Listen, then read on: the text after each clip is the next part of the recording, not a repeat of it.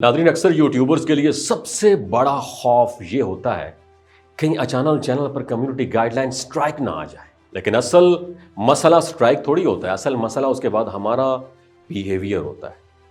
ज़्यादातर लोग घबराहट में ऐसे फैसले कर देते हैं जो नुकसान को कम नहीं मतलब मज़ीद बढ़ा देते हैं।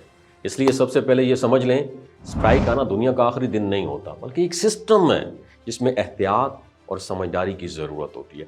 अगर YouTube पर आपको कम्युनिटी गाइडलाइन स्ट्राइक मिलती है तो सबसे पहला असूल ये है कि घबराहट में वीडियो कभी भी डिलीट ना करें, कभी भी डिलीट ना करें। लोग परेशानी में सबसे पहले वही वीडियो रिमूव कर देते जिस पर स्ट्राइक आती है, जबकि ये कदम उल्टा डैमेज कर सकता है आपको, क्योंकि YouTube 7 दिन तक वो वीडियो सिर्फ आपको दिखाता है ताकि आप उसे दोबारा देखकर समझ सकें कि वाकई आपने पॉलिसी की वायोलेशन की है या नहीं की है। दूसरी बड़ी गलती जो आम क्रिएटर्स करते हैं वो ये कि फ़ौरन किसी बड़े यूट्यूबर को इनबॉक्स कर देते हैं कि भाई हेल्प मी आउट, स्ट्राइक हटा दो यार। हकीकत ये कोई बड़ा यूट्यूबर आपकी कम्युनिटी गाइडलाइन स्ट्राइक नहीं रिमूव करवा सकता, और अक्सर ऐसी हरकतों से लोग स्कैम का शिकार हो जाते हैं। बाज धोखेबाज पैसे मांगते हैं और ये कहकर वो अंदर से स्ट्राइक हटवा देंगे, इसलिए पैसे मांगते, जबकि ऐसा पॉसिबल नहीं होता। असल बात करते हैं सोल्यूशन की। जब भी स्ट्राइक आए तो सबसे पहले यह देखें कि किस पॉलिसी की वायोलेशन बताई गई है।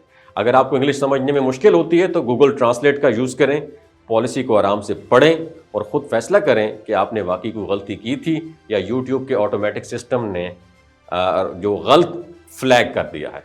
अगर आपको यकीन है कि आपने पॉलिसी तोड़ी थी तो फिर अपील ही ना करें, बस गलती तस्लीम करें, सीखें और बी केयरफुल नेक्स्ट टाइम। लेकिन अगर आपको पता है कि आपने पॉलिसी फॉलो की थी तब अपील ज़रूर करें, मगर अपील में एक बहुत बड़ी गलती होती है कि लोग जज्बात में आकर लिखते हैं मेरा घर चलता है इस चैनल से, ये मेरा मुस्तकबिल है और मैं बहुत मुश्किल में हूँ। यूट्यूब की टीम जज्बात नहीं देखती, सिर्फ लॉजिक और पॉलिसी देखती है, इसलिए अपील हमेशा प्रोफेशनल और लॉजिकल अंदाज में करें। सीधे सादे अल्फाज में लिखें कि आपको किस वजह से लगता है कि स्ट्राइक गलत है, पॉलिसी को कौन सी लाइन आपने फॉलो की है, किस बुनियाद पर आप समझते हैं कि फ़लाँ असूल का जो है इतलाक इम्प्लीमेंटेशन आपकी वीडियो पर नहीं होता, यानी सिर्फ पॉलिसी की ज़ुबान में जवाब देना है, जज्बाती अंदाज में नहीं देना है। अब आते हैं एक अहम पॉइंट पर जिसे लोग नहीं जानते। अगर किसी एक वीडियो पर स्ट्राइक आई है और आपको लगता है कि आपकी दूसरी चंद वीडियोस में भी ऐसे टाइटल्स, थंबनेल्स या डिस्क्रिप्शन हैं जिनसे मसला बन सकता है, तो उन वीडियोस को डिलीट करने की गलती मत करें।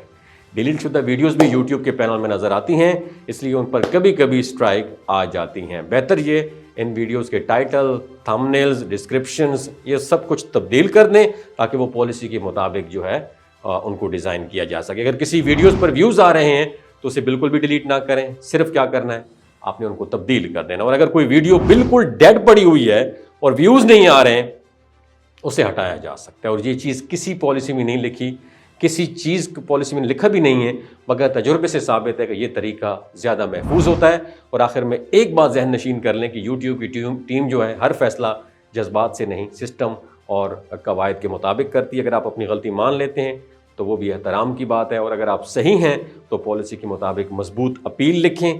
ज़्यादा पॉसिबिलिटीज़ ये हैं कि स्ट्राइक रिमूव हो जाएगी, इसलिए घबराने के बजाय पॉलिसी को समझें, लॉजिक इस्तेमाल करें और हमेशा प्रोफेशनल अंदाज में आपने क्या करना है, अपील करना। यही वो तरीका है जो 2025 में भी काम कर रहा है और आज भी इस पर कामयाब क्रिएटर्स अमल करते हैं। आपकी क्या राय है नीचे कमेंट सेक्शन में ज़रूर लिखिएगा। अपना ख्याल रखिए। अल्लाह हाफ़िज़।